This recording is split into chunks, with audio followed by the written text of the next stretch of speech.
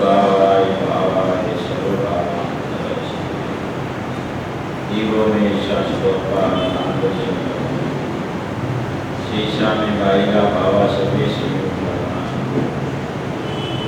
मारो शाश्वती दर्शन लक्षण છે બાકી બધા સંયોગ લક્ષણ ભાવ બાહ્ય છે હું એક શુદ્ધ સદાવ વિજ્ઞાન દર્શનમય કરે મેં એમને તે મારું દેવી પરમાણુ એ જાણતો હરતને દ્રવ્યને તરીકે તે જીવ જાણે આત્માને તસ્મો પામી જાય નથી અપ્રમત કે પ્રમત નથી એ વિજ્ઞાય ભાવ એ રીત શુદ્ધ કથા એ જ્ઞાન છે જેમને તો તેમને જ્ઞાન નથી કારક નથી જાણે કે કર્મો લઈ આપણે જો અચલને અનુભવ પામેલી સર્વે બંધી કરું દેવની પ્રતિકાર સ્ટાફ બીજને મોક્ષ સમજે કે આ અનુભવ જે એમાં જ નિત્ય વિહાર કરે નહીં વિહાર કરે ઓમ નમસ્તે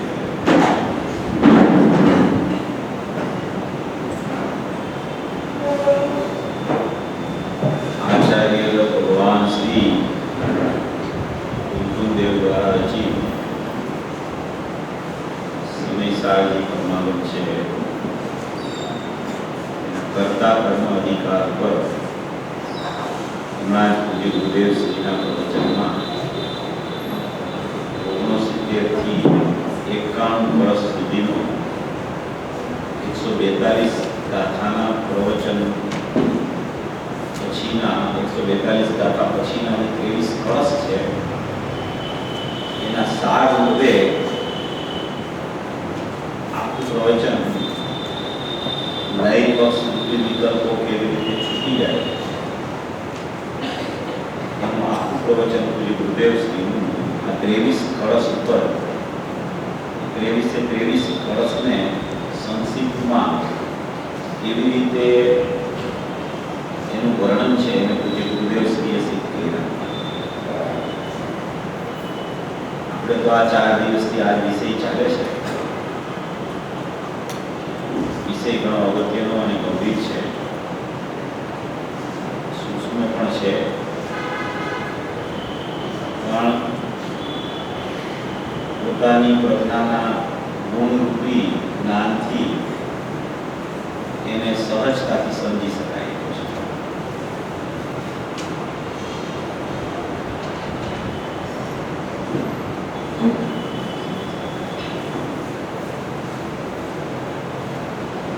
કે આમાં જે ચર્ચા આજે ગુરુદેવ શ્રીના પ્રવચનમાં આવી છે, ચર્ચા આપણે તો 2 દિવસ પહેલા લઈ ગઈ, પણ આપણા ક્રમમાં કળશનો ક્રમ છે એટલે પ્રવચન પણ આપણે તે મૂકેલું. એ રીતે આપણે 69 કળશથી જરા શરૂઆત લેશું એટલે આપણને ખ્યાલ આવે કે આમાં શું ખરેખર કહેવા માંગે છે, કેવી રીતે વિષય છે અને એ વિષયમાં કેવી રીતે આપણે પ્રવૃત્તિ કરી અને એ વિષયના સ્વરૂપમાં જવું એ વસ્તુ આમાં બતાવવા માંગે છે. 69, 70 અને 89 કળશ જે ગુરુદેવ શ્રીએ લીધા. 89 કળશમાં બધા કળશના એક ગોળ લઈ અને આખી 89 કળશમાં એની સીધી કરી. પછીના 90 કે 91 કળશ છે એ પણ નહીં પક્ષ કેવી રીતે તૂટે એના જ છે. બધા કળશો નહીં પક્ષ એટલે કે વિકલ્પ કેવી રીતે તૂટી જાય અને નિર્વિકલ્પ સ્વભાવની પ્રગટતા થતા નિર્વિકલ્પતા વિકલ્પના અભાવ રૂપે પોતાની પર્યાયમાં નિર્વિકલ્પતા કેવી રીતે પ્રગટ થઈ જાય એનું વર્ણન આખું અહીંયા આ કળશોમાં આવેલું છે. ખૂબ સુંદર ચર્ચા છે, અગત્યનો વિષય ચાલે છે. આ 69મો કળશ છે સૌથી પહેલા મૂકેલો. એમાં એમ કહેવા માંગે છે कलस्थे येव मुक्वानय पक्षपातम् स्वरूपभूतानि वसन्ति नित्यम् विकल्पजाच्युतशान्तिजीता सदैव साक्षादमृतं पिबन्ति। એમાં કહે છે કે જેઓ નઈ પક્ષપાતને છોડી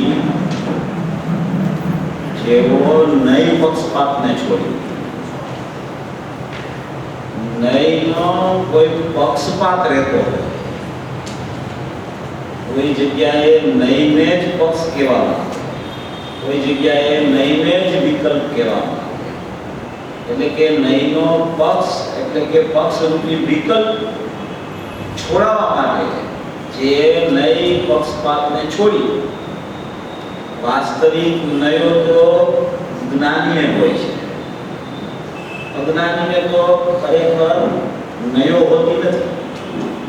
જ્ઞાન સમ્યક જ્ઞાન પ્રગટ થયા બાદ જ નયોના ભેદો એક આખું શ્રુત જ્ઞાન પ્રમાણ છે. શ્રુત જ્ઞાન પ્રમાણ છે એ આખા શ્રુત જ્ઞાન પ્રમાણમાં અનંતી નયો સમાવિષ્ટ છે. એ અનંતી નયો એક શ્રુત જ્ઞાન પ્રમાણમાં સમાવિષ્ટ છે.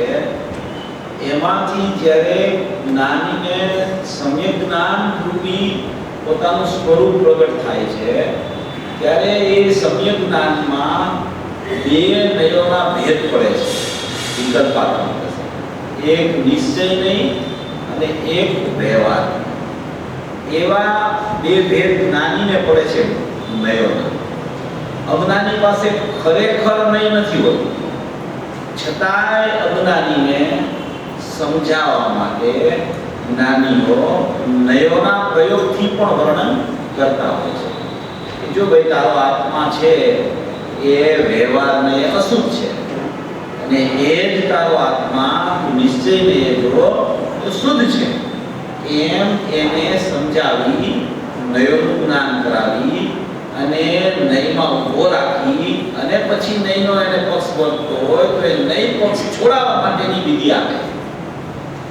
એટલે એમ જ કહી દે કે ભૂતગલ જુદું છે ને જીવ જુદો છે તો વિકલ્પ થાય કે ભાઈ ભૂતગલ જુદું છે જીવ જુદો છે તો ભૂતગલની ગમે તેવી ક્રિયા ચાલે તો મારા જીવને તો કાંઈ સંબંધ છે નહીં. તો કે ના, વ્યવહાર નથી સંબંધ છે.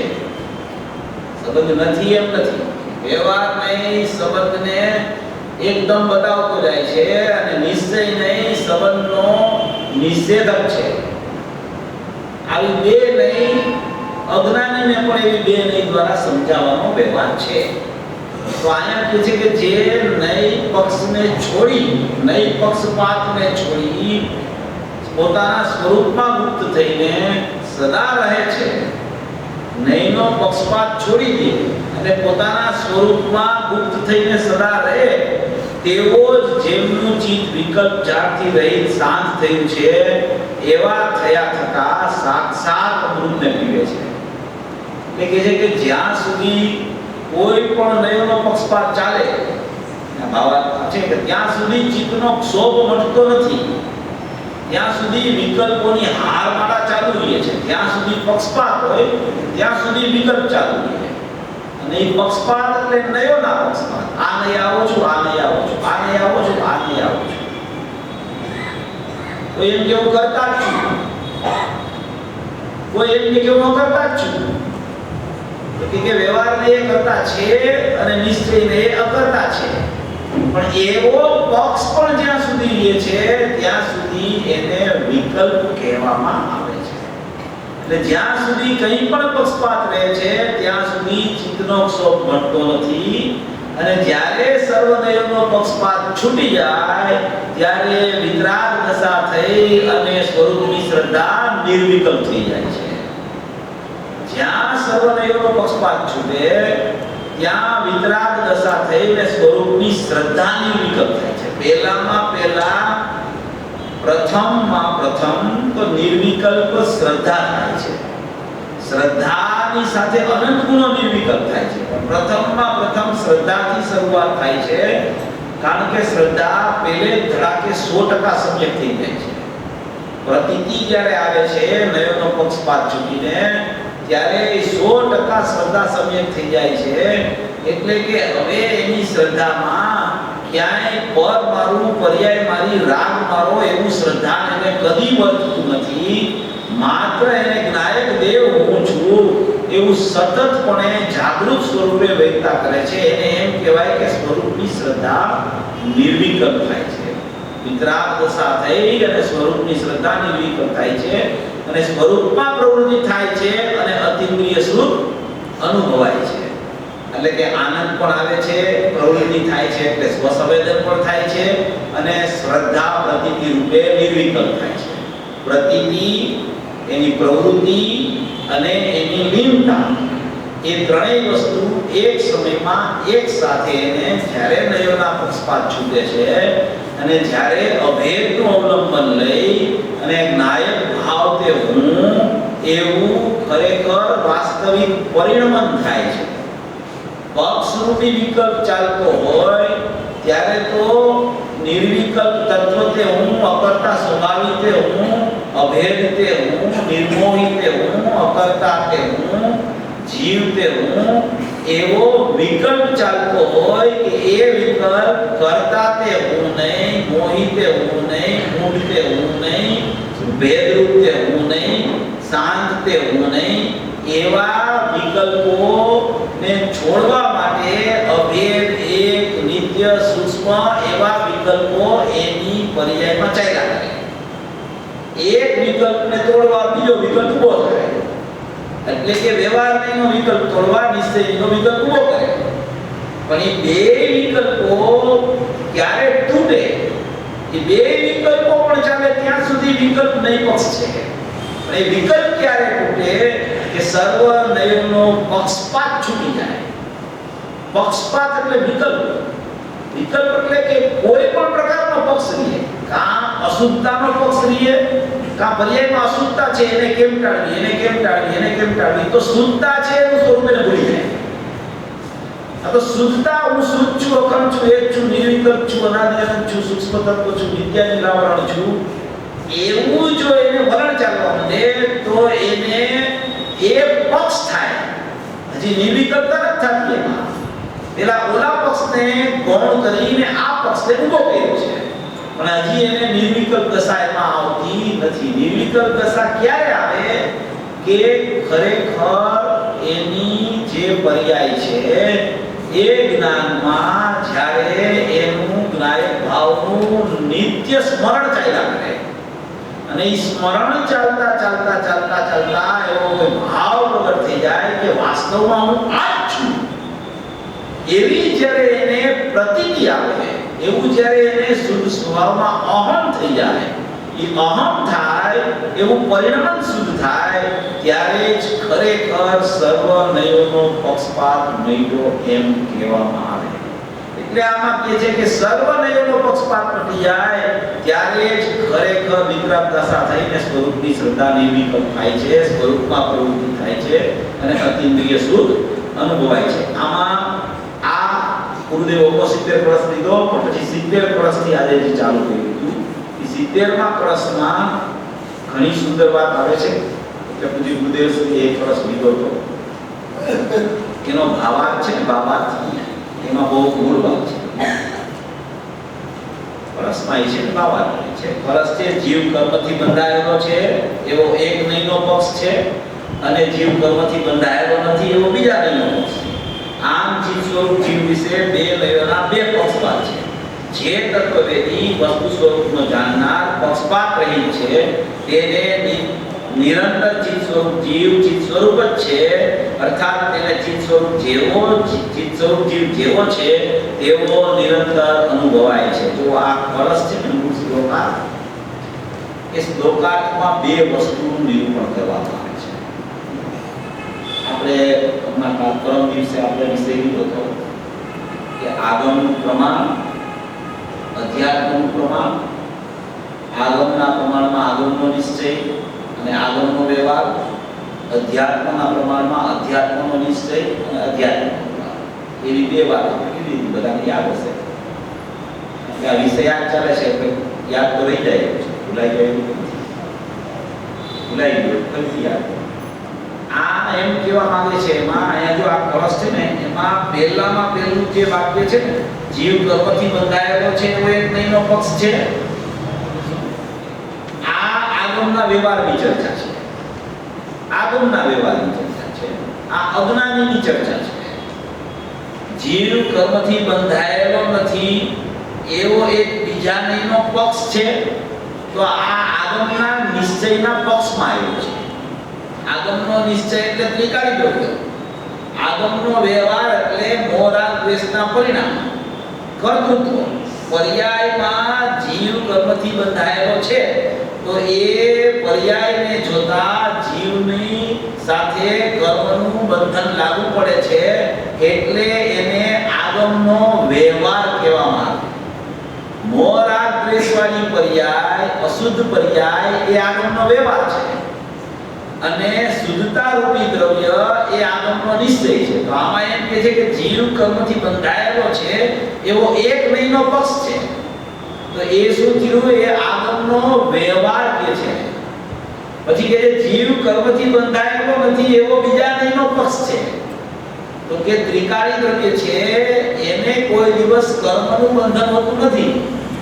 કર્મ બંધનમાં નિમિત્ત નૈમિત્તિક સંબંધ પણ એની એક સમયની બહિર્લક્ષી પર્યાય પરાશ્રિત પર્યાય સાથે ચાલતો હોય છે અને જીવ ત્રિકાળ છે એની સાથે કોઈ પણ પ્રકારનો નિમિત્ત નૈમિત્તિક સંબંધ પણ ક્યાંય લાગુ પડતો નથી. માટે એમ કહે છે કે જીવ કર્મથી બંધાયેલો નથી એવો પણ એક નહીંનો પક્ષ છે. તો એ કયો પક્ષ થયો? તો કે નિશ્ચય નહીંનો પક્ષ થયો.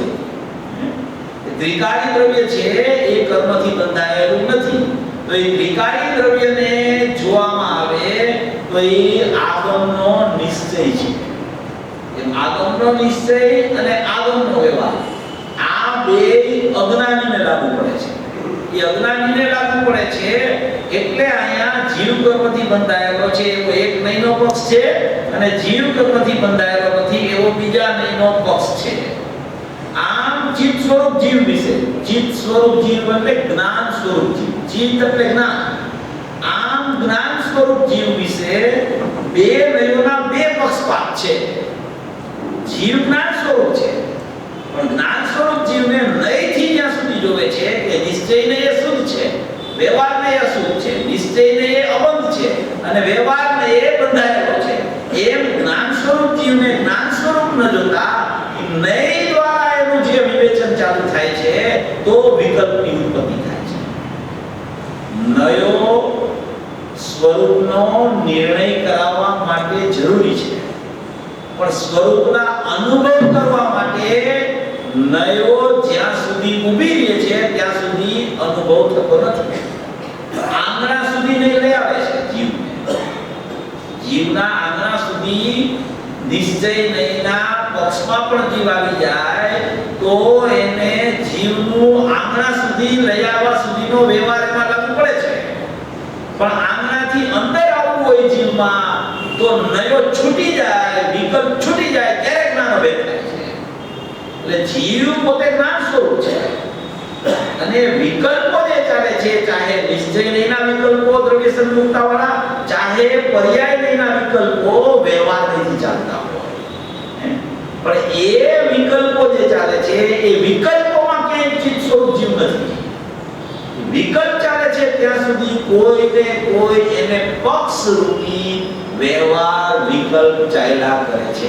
એમ અહીંયા કહેવા માંગે છે કે આમ ચિત્ત સ્વરૂપ જીવ વિશે બે નયોના બે પક્ષપાત છે.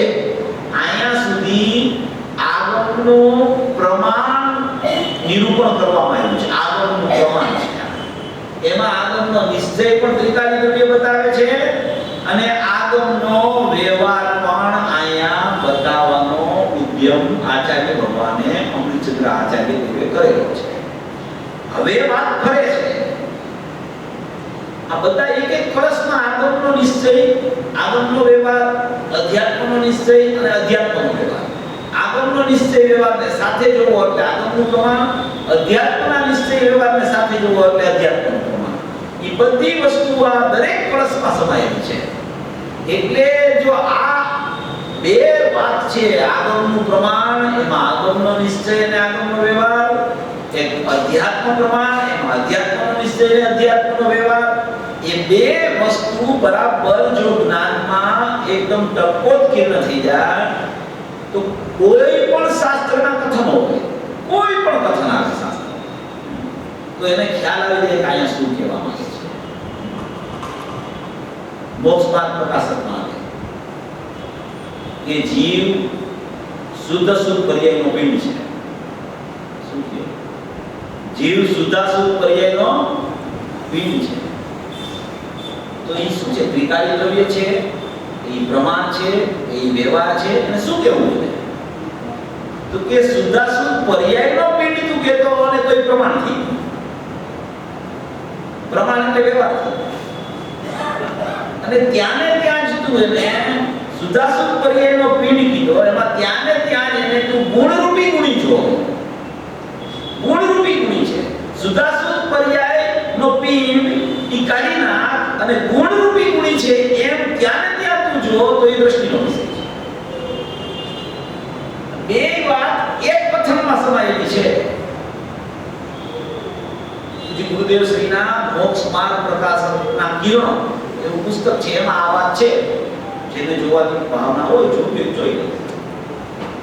શુદ્ધાશુદ્ધ પર્યાયનો પિંડ કીધો તો એ શુદ્ધાશુદ્ધ પર્યાય કીધી, તો એ શુદ્ધાશુદ્ધ પર્યાયનો પિંડ એટલે ઈ પારિણામિક ભાવમાં શુદ્ધાશુદ્ધ પર્યાય છે એમ કહીને શુદ્ધાશુદ્ધ પર્યાયનો પિંડ બતાવે તો એ પ્રમાણ થઈ ગયું. હવે ત્યાં ને ત્યાં તમે શુદ્ધાશુદ્ધ પર્યાયની ચર્ચા ન લ્યો અને એને ગુણરૂપી ગુણી જોવો કે આ તો ગુણી છે, આ તો ગુણોનો વિસ્તાર છે, આ તો અનંત ગુણાત્મક ગુણી છે એમ તમે જોવો. ભલે પારિણામિક ભાવે બધું સત્વ પહેલું હોય, પણ તમે એને પર્યાયના પિંડ તરીકે ન જોવો અને તમે એને ગુણ ગુણી અભેદ છે, અખંડ ટકોત્કીર્ણ એમ જોવો, એ દ્રષ્ટિનો વિષય છે. એમ અહીંયા કહે છે કે આગમનું પ્રમાણ અને અધ્યાત્મનું પ્રમાણ, આગમનો નિશ્ચય ત્રિકારી દ્રવ્ય, આગમનો વ્યવહાર મોરાગ દેશના ભાવ, અને અધ્યાત્મનો નિશ્ચય ત્રિકારી દ્રવ્ય અને અધ્યાત્મનો વ્યવહાર, એ હવે હમણાં આવશે અધ્યાત્મની ચર્ચા. એમાં તમે એ બધી વસ્તુને પેલા જ્ઞાનમાં સમજો. એ સમજીને પછી ચિત્ત સ્વરૂપ જીવ તો ચિત્ત સ્વરૂપ છે, ચિત્ત સ્વરૂપ જીવ તો ચિત્ત સ્વરૂપ છે, જ્ઞાન સ્વરૂપ જીવ તો જ્ઞાન સ્વરૂપ છે, એમ સમજણ કરી અને અભિમાં ચાલો એ જ્ઞાની થઈ જાય, એના વિકલ્પ તૂટી જાય. પછી કે છે જોવા જે તત્વવેદી, તત્વવેદી એટલે તત્વનો જાણનાર, એટલે કે સ્વરૂપનો જાણનાર, શુદ્ધ આત્માનો જાણનાર. તત્વવેદી લખ્યું છે, તત્વો નથી લખ્યા, તત્વવેદી. જે તત્વવેદી, તત્વ એટલે જીવ તત્વ, પોતાનું ચૈતન્ય તત્વ, પોતાનું ચિત્ત સ્વરૂપ એટલે જ્ઞાન સ્વરૂપ જીવ. જે તત્વવેદી એટલે કે તત્વનો જાણનાર, પોતાના સ્વરૂપનો જાણનાર, પોતાના અખંડતાનો જાણનાર, પોતાના ચૈતન્ય તત્વને જાણનાર, તત્વને જાણનાર, તત્વનો વિકલ્પ કરનાર નહીં. વિકલ્પની વાત આગળ પૂરી થઈ જાય છે. હવે અહીંયા અનુભવની પ્રોસેસ ચાલુ થઈ છે કે તત્વનો જાણનાર કેવો હોય, તત્વવેદી કોને કહેવાય? જે જીવને તત્વનો ખ્યાલ આવવા માંડે, જે જીવને આવા વિકલ્પો ચાલતા હોય એ સમયે એના જ્ઞાનમાં એના તત્વની ઉર્ધ્વતા થઈ જાય. ઓહો, મારા જ્ઞાનમાં તો મારો નાયક રહેલો છે, હું તો શુદ્ધ ચૈતન્ય તત્વ છું. આ જ્ઞાનમાં જે વિકલ્પો ઉઠે છે એ વિકલ્પો જ્ઞાનથી પર છે, અને જ્ઞાન વાળું છે એ તો જ્ઞાયક સંમુક્તા વાળું છે, એ જ્ઞાનમાં તો જ્ઞાયક વસી ગયો છે. એમ તત્વવેદી જે હોય, તત્વનો જાણનાર હોય, એ વિકલ્પો વર્તતા હોય ત્યારે પણ વિકલ્પોથી વ્યાવૃત થઈને પોતાના જ્ઞાનને અંદર જવા માટે પ્રયત્નશીલ થાય છે. એને કહેવાય છે કે જે તત્વવેદી, તત્વનો જાણનાર, સ્વરૂપનો જાણનાર, સ્વભાવનો જાણનાર, જ્ઞાયક દેવનો જાણનાર, ભૂતાન સ્વભાવનો જાણનાર, પરિણામી તત્વનો જાણનાર, એવો જે તત્વવેદી છે, વસ્તુ સ્વરૂપનો જાણનાર, એ કેવો છે? પક્ષપાતથી રહિત છે. એને પેલા નિશ્ચયનો વિકલ્પ એને ચાલતો હતો કે કર્મથી બંધાયેલો નથી, હું તો કર્મથી અબજ છું. એવો નિશ્ચયનો વિકલ્પ એને કર્મથી અબજ છું એવો ચાલતો હતો. ચાલતા એને ખબર પડી ગઈ કે આ તો વિકલ્પ છે, કારણ કે આમાં મને આનંદ તો આવતો નથી, મારી કાર્યસિદ્ધિ તો થઈ નહીં આમાં. તો આ આનંદ નો આવે તો આનંદ નો આવે, એનું નામ જ પક્ષ છે, એનું નામ જ વિકલ્પ છે. એનું નામ જ વિકલ્પ છે. હું શુદ્ધ છું, અખંડ છું, એક છું. સુનિલભાઈ, તમે તમારા ઘરમાં રોજ તમારું નામ બોલ્યા કરો અડધી કલાક સુધી, હું સુનિલભાઈ છું, હું સુનિલભાઈ છું, હું સુનિલભાઈ છું. ઘરના શું કે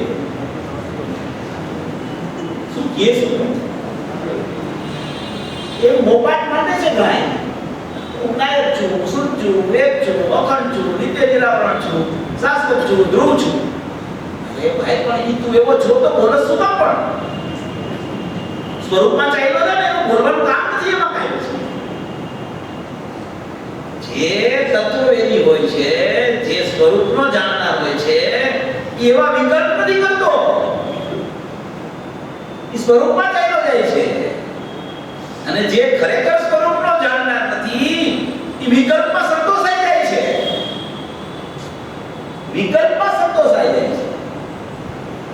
એને એમ થાય છે કે હવે મને પર્યાયના તો વિકલ્પ નથી આવતા, હવે તો મને નાયકના વિકલ્પ આવે છે. પણ ભાઈ, વિકલ્પ આવે છે, તત્વવેદી નથી થયું. તત્વવેદી થાય એને વિકલ્પો તૂટી જાય છે,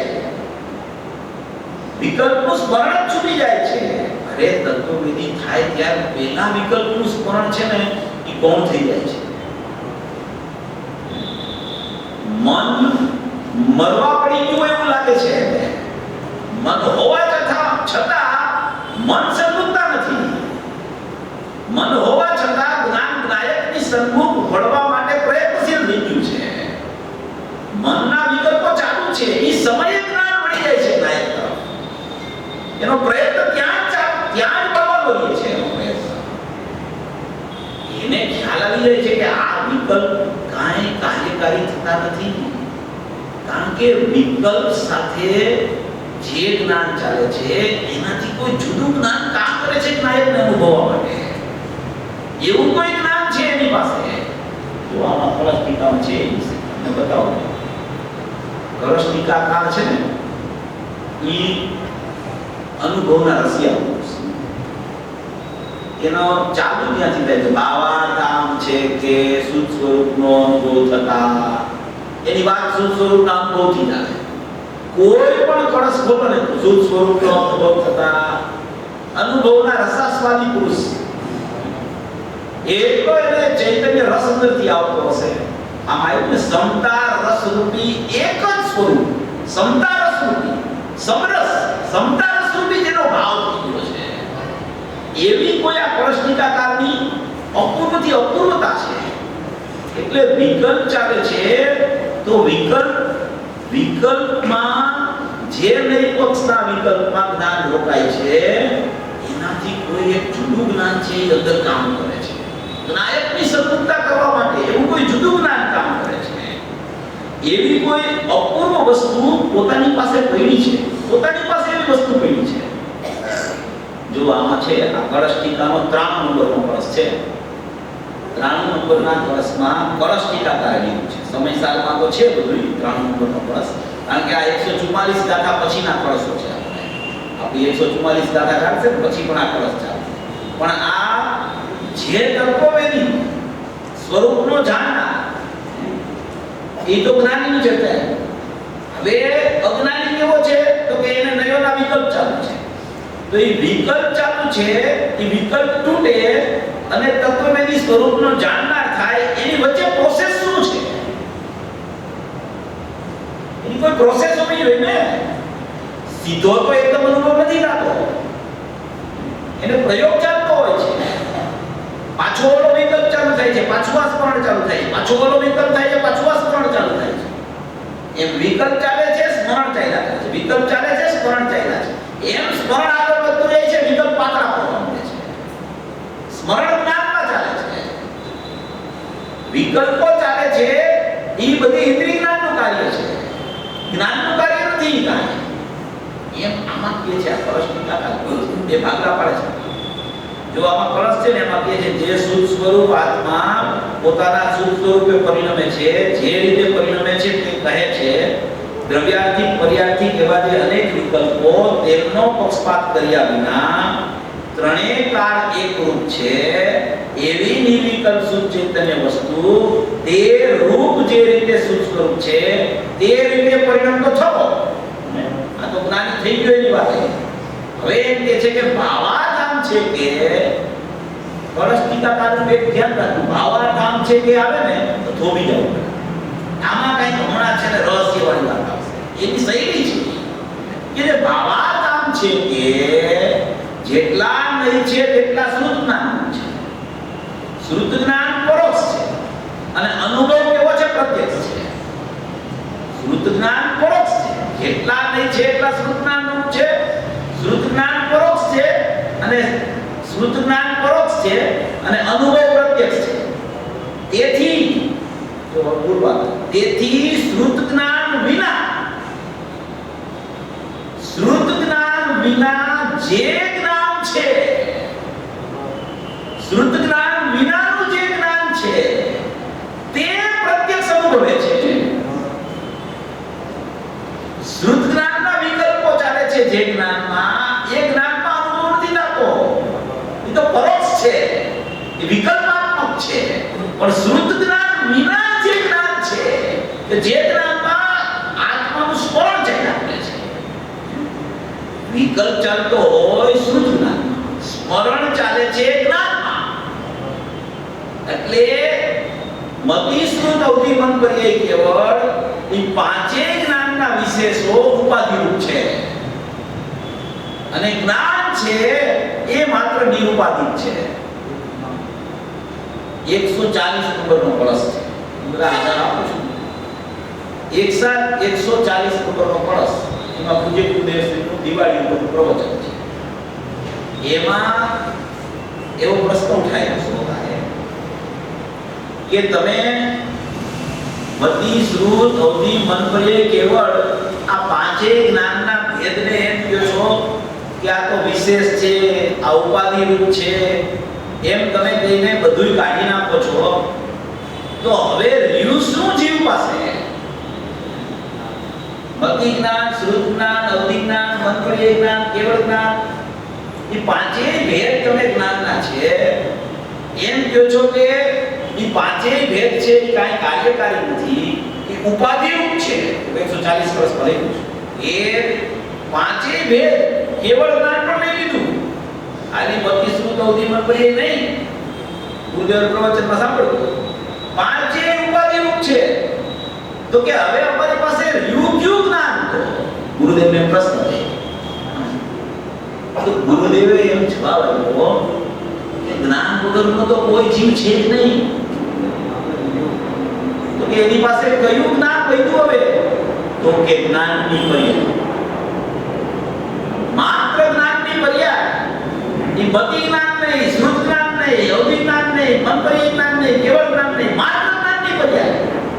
એ આ શ્રુત જ્ઞાન વિના જે જ્ઞાન છે તે પ્રત્યક્ષ અનુભવે છે. એ જ્ઞાન છે, એ જ વાસ્તવિક જ્ઞાન છે, એ જ સામાન્ય જ્ઞાન છે. એ સામાન્ય જ્ઞાન છે એમાં આત્માનો અનુભવ થાય છે અને એમાં વેદન આવ્યું ત્યારે એનું નામ વિશેષ પડી ગયું. ત્યારે એને ભાવશ્રુત જ્ઞાન કહેવાય છે. ભાવશ્રુત જ્ઞાનમાં અનુભવ થાય છે. એ કેવી રીતે થાય?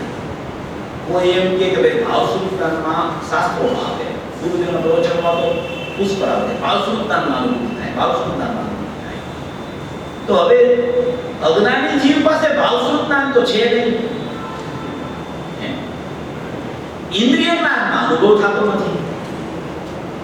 તો કરવું શું જીવે?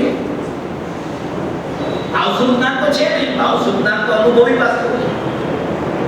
અત્યારે જ્ઞાન પ્રતિશ્રુત વર્તે છે, એ તો વર્ષાપેક્ષ છે, બહિર્લક્ષી જ્ઞાન છે, ઇન્દ્રિય જ્ઞાન છે. તો એની પાસે હવે બચ્યું શું? એની પાસે તો અનુભવ કરે કેવી રીતે છે? ઇન્દ્રિય જ્ઞાન અમારે જોતું નથી, અતિન્દ્રિય જ્ઞાન અમારી પાસે પ્રગટ નથી. અમને બતાવો તો અમને ખબર પડે કે કયા જ્ઞાનમાં અનુભવ થાય. એમ થાય ને કે ભાઈ બધાય તમે ભેદ બધું કાઢી નાખો તો અનુભવ ક્યાં થાય? તો કે અનુભવ એકલા જ્ઞાનની પર્યાય જે સામાન્ય જ્ઞાન છે એ સામાન્ય જ્ઞાનમાં અનુભૂતિ સ્વરૂપ ભગવાન આત્મા અનુભવમાં આવી ગયો છે એવો સ્વીકાર આવે ત્યારે એ જ્ઞાનનું નામ ભાવસ્વરૂપ જ્ઞાન પડે. એ ભાવસ્વરૂપ જ્ઞાન એ સમયે પડે એટલે એમ કહેવાય કે ભાવસ્વરૂપ જ્ઞાનમાં અનુભવ થયો. અનુભવ જ્ઞાનમાં થાય, એ જ્ઞાનમાં અનુભવ થાય ત્યારે એનું નામ પડે ભાવસ્વરૂપ જ્ઞાન. એટલે એને અભેદથી એમ કહેવામાં આવે કે ભાવસ્વરૂપ જ્ઞાનમાં જીવને આત્માની અનુભૂતિ થાય. એ ભાવસ્વરૂપ જ્ઞાન વિકલ્પાત્મક નથી, તો નિર્વિકલ્પ છે. પણ મતિશ્રુત અવધિ મત પ્રિય કેવળ એવા ભેદ પડ્યા, એવા વિશેષતા પડી, એ વિશેષ ઉપાધિરૂપ જ્ઞાન છે. એ ઉપાધિરૂપ જ્ઞાન છે એ ખરેખર જ્ઞાન મારું નથી. મારું જ્ઞાન જે મારા આત્મામાંથી પ્રત્યેક સમયે પ્રગટ થઈ અને એમાં અનુભૂતિ સ્વરૂપ ભગવાન આત્મા અનુભવાય એવું સામાન્ય જ્ઞાન ઉત્પાદને વાળું એમાં આત્મા અનુભૂતિ સ્વરૂપ ભગવાન આત્મા અનુભવ માટે જાણવામાં આવી રહ્યું છે. અને એવું જ્ઞાન આપે છે કે શ્રુત જ્ઞાન વિના જે જ્ઞાન છે તે પ્રત્યક્ષ અનુભવ છે. ગુલામા એમ કીધું કે પાંચે ઉપાધિ વગરનું જે જ્ઞાન છે, પ્રશ્ન મેળવો ગુરુદેવ કે છે જ્ઞાન, તો કે ક્યું જ્ઞાન? મતિશ્રુત જ્ઞાન ને? તો ગુરુદેવ કે ના, મતિશ્રુત જ્ઞાન નહીં. તો કે ક્યું જ્ઞાન? તો કે જ્ઞાનની પર્યાય માત્ર.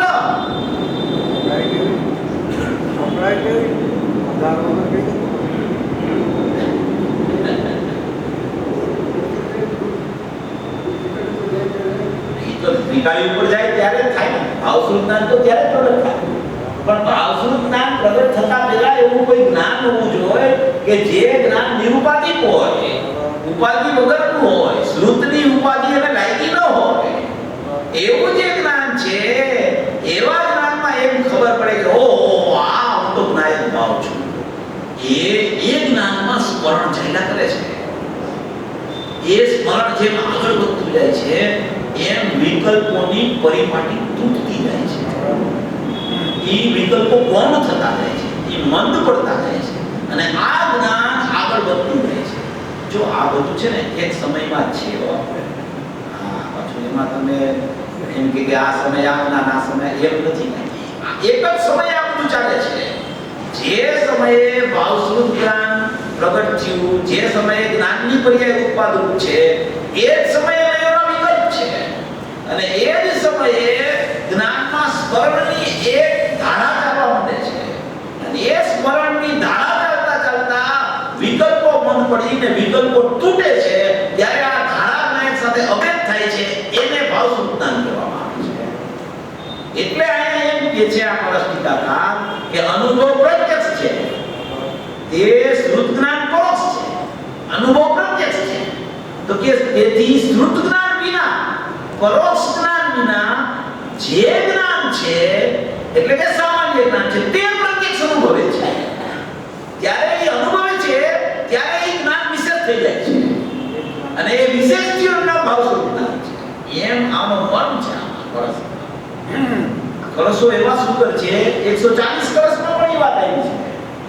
ગુરુદેવના શ્રી મુખે સાંભળી લેવામાં છે. ગુરુદેવ કેટલું સ્પષ્ટ કરી ગયા. ઓહો, જ્ઞાનનો સમુદ્ર. એવો જ્ઞાનનો સમુદ્ર કે આપણે તો એક વાત કરી શકીએ નહીં એવી એની અનંત વાતો છે. ગુરુદેવ પ્રયોજનભૂત તત્વ આપણને એમાંથી શું ખેંચવું, બસ એ કળાનું કામ છે, એ કળનું કામ છે. કોઈ બળ કરીને મેં હમણાં કીધું એમ કે હું નાયક છું એને એમ થાય કે હું પુરુષાર્થ કરું છું. પણ એ પુરુષાર્થમાં વિકલ્પ ચાલતા હોય છે. વિકલ્પ કેમ તૂટે કે સમજણથી વિકલ્પ તૂટે છે. યથાર્થ સમજણ એનું નામ પુરુષાર્થ છે. જ્યાં સુધી યથાર્થ સમજણ થતી નથી, દ્રવ્ય ગુણ પર્યાયની, નિશ્ચય વ્યવહારની, પ્રપત્તાની, ત્યાં સુધી એને ખરેખર સ્વરૂપ સમજવાની જે પ્રકારે જાગૃતિ આવવી જોઈએ એ પ્રકારે નથી આવતી. સમજણ યથાર્થ થવા માંડે છે, જ્ઞાન કેવી રીતે કામ કરે છે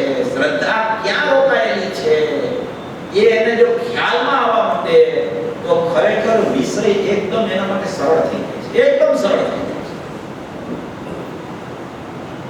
એટલે આ વિષય બહુ અગત્યનો છે. એટલે એમાં એમ કે છે કે એ જે આગમ પ્રમાણની ચર્ચા થઈ એમાંથી અધ્યાત્મ પ્રમાણમાં જે જીવ આવે એની વચ્ચે એક આ કામ ચાલુ હોય છે, સ્મરણરૂપ કામ છે.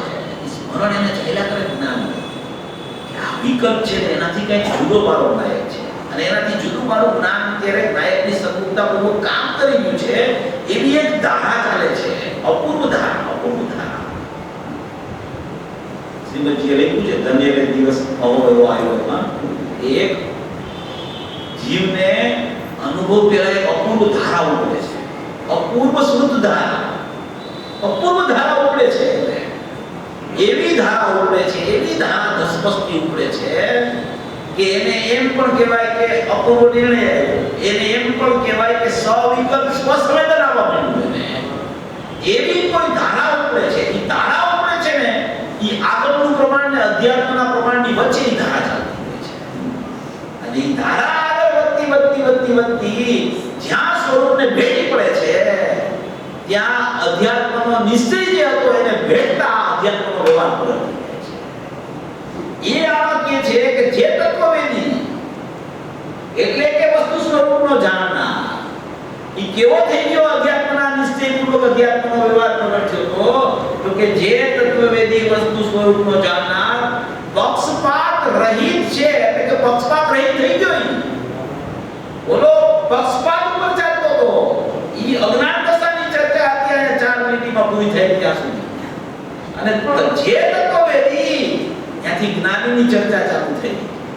અધ્યાત્મનો નિશ્ચય વ્યવહાર ઉપરનો આગળનો વ્યવહાર એની વચ્ચે એક અપૂર્વ શ્રુત ધારા, સવિકલ્પ સ્વસંવેદન, અપૂર્વ નિર્ણય, જ્ઞાન કાર્યરત થઈ ગયું. ત્યાં જ્ઞાન દોડવા માંડ્યું છે હવે નાયક તરફ. એને વિચાર ચાલે છે. વિચારના બે અર્થ આવે શાસ્ત્ર. વિચાર છે ને વિચાર. પરસ્તિકાકારે વિચારને વિકલ્પ કીધો છે અને સમયસારમાં પૂજ્ય ગુરુદેવશ્રીએ ઘણી જગ્યાએ વિચારને જ્ઞાન કીધું છે. આ બે વાત ગુરુદેવની છે. આપણે પ્રતિપક્ષની વાત પણ ગુરુદેવની હોય ને એ સાથે સાથે રાખે એટલે ક્યાંય ભૂલ નથી. એક વાત પકડીને તો પછી અપક્ષ થાય. આપણે પક્ષ તોડવો જ, પક્ષ ચાલુ નથી કરવો. તો એક વાત પકડે તો પક્ષ પાછું ચાલુ નહીં. આપણે તો નિરપક્ષ થવું છે. તો પરસ્તિકાકારે વિચારને વિકલ્પ કીધો છે અને સમયસારમાં ઘણી જગ્યાએ વિચારને જ્ઞાન કીધું છે. તો વિચાર જે ચાલે છે એ તો જ્ઞાનનો પર્યાય છે, એ તો છે જ્ઞાન. પણ એ જ્ઞાન જ્યાં સુધી જ્ઞાયક સાથે અભેદ થતું નથી અને જ્યાં સુધી વિકલ્પોમાં અટવાયેલું રહે છે, રાગાદીમાં અટવાયેલું રહે છે, ત્યાં સુધી એવા જ્ઞાનનું નામ વિકલ્પ કહેવામાં આવે છે. એ વિકલ્પાત્મક જ્ઞાન છે. એ જ્ઞાન હોવા છતાં રાગ સંબંધીના જ્ઞાનમાં વિચારો ચાલે તો એવા વિચારને વિકલ્પ કીધો છે.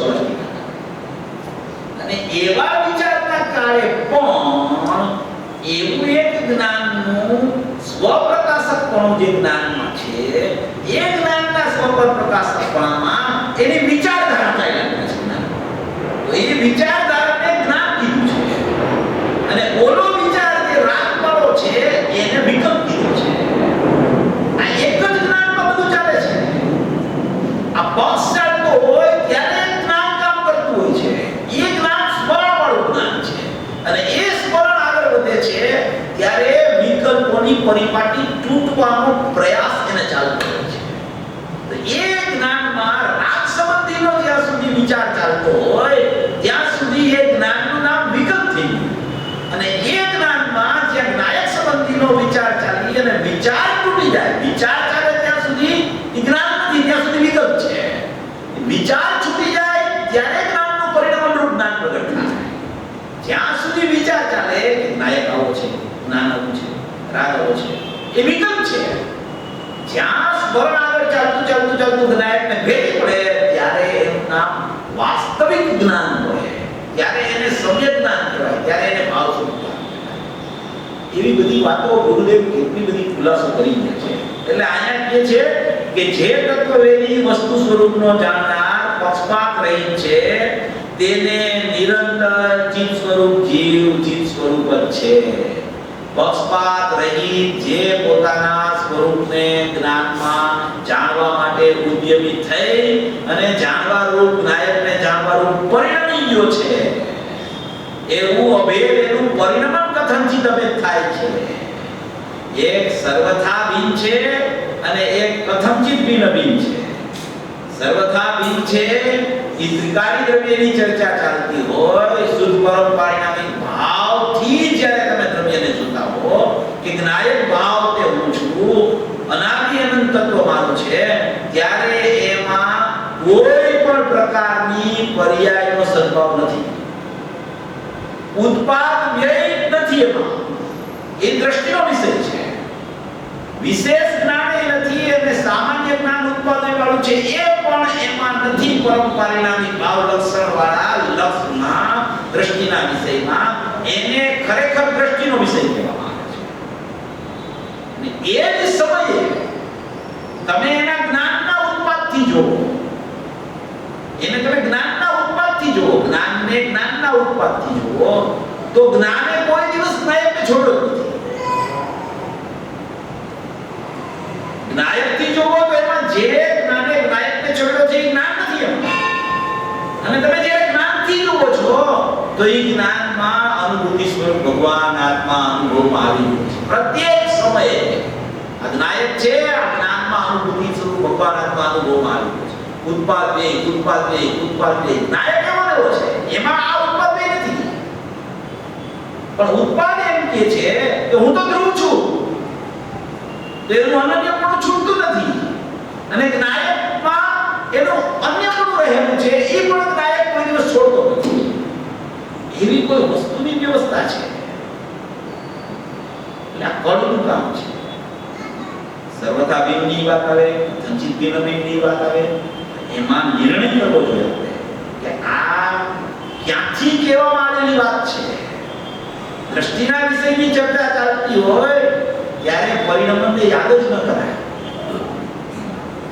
અને જ્યારે અનુભવની ચર્ચા ચાલતી હોય ત્યારે અનુભવમાં તો જ્ઞાન અનન્ય જો ન હોય તો અનુભવ કોઈ જીવને થાય નહીં. એવી કોઈ વસ્તુની સુંદર વ્યવસ્થા છે. આવી વ્યવસ્થાથી ભરેલું તત્વ છે. એવી સમજણ થાય તો આ તત્વવેદી સ્વરૂપનો જાણનાર થઈ જાય. જ્ઞાનથી વિચાર કરે તો કે નાયકને છોડ્યો નથી મારા જ્ઞાને, હું તો નાયક જ છું. અને દ્રષ્ટિના વિષયની વાત પોતે સમજણમાં લેતો હોય તો એને ખ્યાલ હોય કે ઉત્પાદની છે જ નહીં. આમાં તો ધ્રુવ તત્વ છે, અખંડ તત્વ છે, નિર્લેપ તત્વ, નિરાળુ તત્વ, અપરિણામી તત્વ છે. સોદાનીજીએ કીધું એક વખત, સોદાનીજી તો દ્રવ્ય દૃષ્ટિની માસ્ટરની कि पर्याय मेरा ध्यान करे तो करो, मैं किसका ध्यान करूं?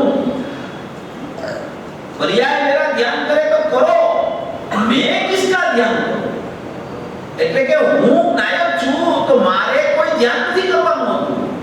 જેને સુખી થવું હોય, જેને પર્યાયમાં દુઃખ પોતાને ભાસતું હોય તો એ હું સુખમય છું તો એ મારી પાસે આવે. હું તો સુખમય છું, હું તો આનંદની મૂર્તિ છું, હું તો જ્ઞાયક ચૈતન્ય સ્વરૂપ પરમાત્મા છું, હું તો નિત્ય નિરામય છું. કોણ ધ્યાન, કોણ ધ્યાતા ને કોણ ધ્યેય એવા ભેદ જ નથી મારામાં. કોણ જ્ઞાન, કોણ જ્ઞેય, કોણ જ્ઞાતા, કોણ શ્રદ્ધા, કોણ શ્રદ્ધેય અને કોણ શ્રદ્ધનાર એવું છે જ નહીં કાંઈ ભેદરૂપ મારામાં. હું તો એક અખંડ ચૈતન્ય મૂર્તિ છું. બેઠા હોય તો પ્રતિમા લાગે, બેઠા હોય ને પ્રતિમા લાગે. એ સોનગઢ આવતા હતા ને તો સોનગઢ આવે પછી જ્યાં ઉતરતા હતા ત્યાં ઉપર અગાસીમાં જાય. તો અગાસીમાં જાય પછી આ લોકો જેની ઘરે બેઠા હોય એ વિચાર આવે કે આવો થોડીક વાર થાય તો ઉપર જોવા તો જાવ. એટલે એ દાદરા ઉપરથી આમ જોવા માટે જાય ને તો તો સોગાનીજી બેઠા હોય ને ઉપર, તો એટલી એની શરીરની સ્થિરતા હોય કે એનું પહેરણ હલતું ન હોય. એનું પહેરણ છે ને, પહેરણ ઈ હલે નહીં. તમે 10 મિનિટ 15 મિનિટ હલનચલન પૂર્વક એને જોતા હો, પણ ઈ ન હલે. એટલી તો શરીરની સ્થિરતા, તો અંદરની સ્થિરતા કેવી હશે એની? પૂજ્ય ગુરુદેવ શ્રી તો ત્યાં સુધી કીધું હતું કે આ જીવ જો પંચમ કાળમાં જાજો ટાઈમ જો ટકી જશે તો આપણને બાવલીની સંતના દર્શન થશે. એવી કોઈ એની સ્થિરતા હતી. શ્રવણ બેલગોળા જાય, આખું જગત ત્યાં જાય, ઈ સવારે ચડે અને સાંજે ઉતરે, અને આ સાંજે જાય ને સવારે ઉતરે. એટલી તો એકાંત પ્રિયતા કે સાંજે ઉપર જાય તો ત્યાં કોઈ ન હોય, એટલે એકાંતમાં બાહુબલી ભગવાન પાસે બેસી શકે, અને સવાર પડે ત્યારે પોતે નીચે ઉતરે તો ત્યાં કોઈ ન હોય. એવી એકાંત પ્રિયતા એની. એ જ્ઞાની કહેવાય. એ જ્ઞાની થઈ શકે. એવો પુરુષાર્થ જીવનો ચાલે ત્યારે જ્ઞાનમય નાયકનો ભેટો થાય. એટલે કે જે તત્વવેદી સ્વરૂપનો જાણનાર, વસ્તુ સ્વરૂપનો જાણનાર, પક્ષપાત રહિત છે, તેને નિરંતર ચિત્ત સ્વરૂપ જીવ તો ચિત્ત સ્વરૂપ જ છે. અર્થાત તેને ચિત્ત સ્વરૂપ જીવ જેવો છે તેવો નિરંતર અનુભવાઈ રહ્યો છે, અનુભવાઈ રહ્યો છે, વેદનમાં આવી રહ્યો છે. ચિત્ત સ્વરૂપ જીવ ખ્યાલમાં આવી ગયો, એને દ્રવ્ય પર્યાયના ભેદ વિકલ્પો છૂટી ગયા છે. હવે કોઈ પ્રકારના ભેદ વિકલ્પ વર્તતા નથી. દ્રવ્ય ગુણ પર્યાયના કોઈ ભેદ ભાસતા નથી એને. એ સોગાનીજીએ કીધું કે કર્તા કર્મ ક્રિયા ભેદ નહીં ભાસતું હે, અકૃત્વ શક્તિ અખંડ રીતિ ધરી હે, याहे की गवेसी ज्ञान माही लखी लीजे, याहे की लक्ष्मी में अनंत सुख भर्यो है.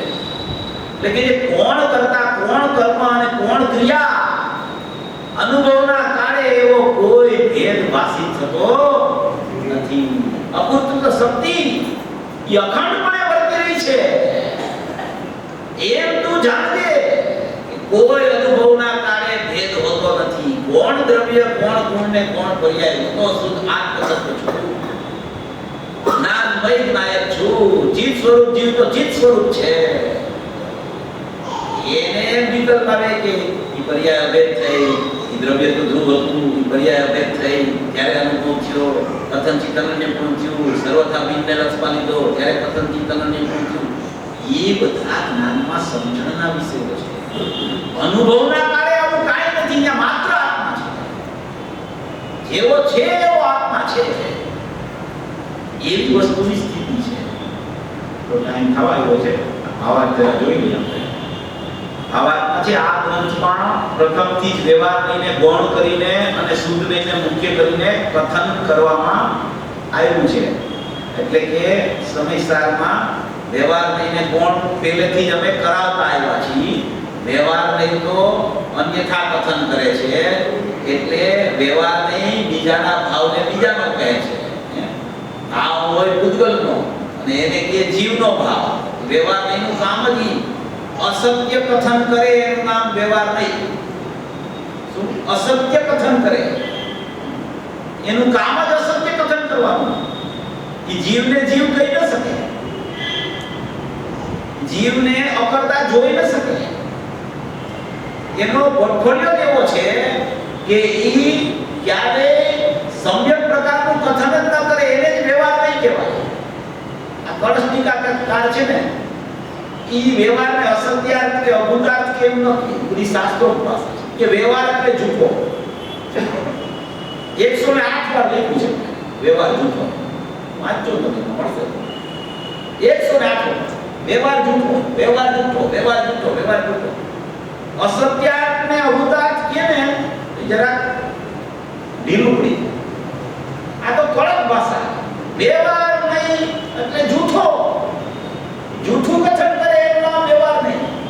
એમ કે એટલે કે છે કે વ્યવહાર નહીને તો પ્રથમથી જ ગૌણ કરતા આવ્યા છીએ અને શુદ્ધ નહીને મુખ્ય કરીને કથન કરવામાં આવ્યું છે.